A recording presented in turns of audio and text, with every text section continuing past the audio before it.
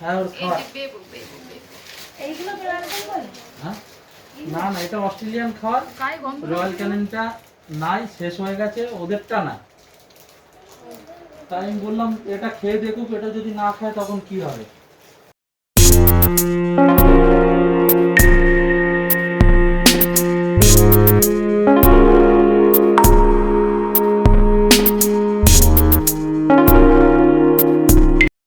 নমস্কার বন্ধুরা, টিনার লাইফস্টাইলে তোমাদের সবাইকে অনেক অনেক স্বাগত। আশা করি তোমরা সবাই খুব ভালো আছো।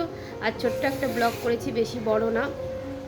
আর এই যে আমাদের এটা নিচে পরিষ্কার করা হয়েছে, দেখো ওখানে কত থানকুনি পাতা হয়েছে, এগুলো লাগানো হয়নি, এমনি হয়েছে, খুব সুন্দর। তাই ওটাকে পরিষ্কার করে শুধু ওই গাছগুলোকেই রেখে দেওয়া হয়েছে। যে বাজার চলে এসছে সকালবেলায়, কলা, দুধ আর ফুলকপি, ভেন্ডি,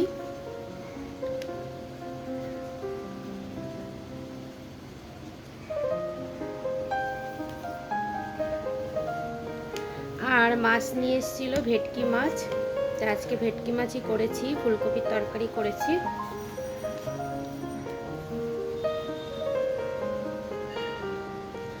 আর শাক হয়েছিল, পালং শাক।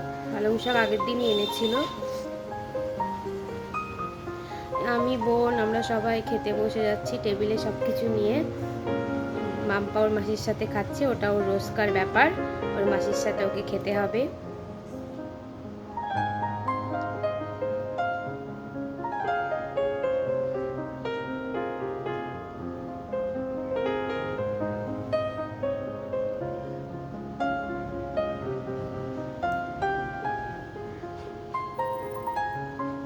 আমাদের স্নান টান হয়ে গেছে। এই যে আমাদের নতুন অতিথি এসে গেছে, ওর নাম বেবো। আমার বোন কিনেছে ডগিটাকে, ওর 1 মাস বয়স। খুবই মানে শান্ত, মানে সারা রাত তো না কেঁদেছে না একটু শব্দ করেছে, ঘুমিয়েছে সারা রাত, খুবই ভালো। মানে নতুন জায়গা, ওর কোনো ব্যাপারই না।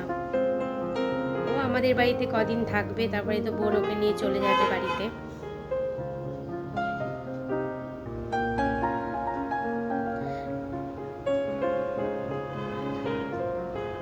বন্ধুরা, যদি ভিডিওটা তোমাদের ভালো লাগে অবশ্যই লাইক করো, কমেন্ট করো আর শেয়ার করো। নতুন বন্ধুরা অবশ্যই সাবস্ক্রাইব করে দিও, আর পাশে থাকা বেল আইকনটা অবশ্যই প্রেস করে দেবে।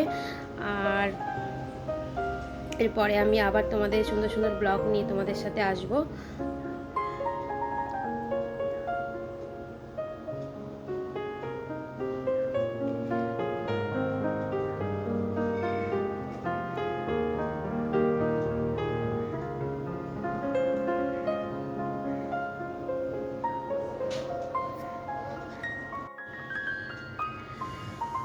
দুপুরবেলা আমরা খেয়ে দিয়ে ঘুমাচ্ছিলাম, হঠাৎ করে আমার বন্ধু বেবোকে নিয়ে আসলো। আগে থেকেই জানতাম বেবো আসবে, কারণ বোন কিনবে বলে।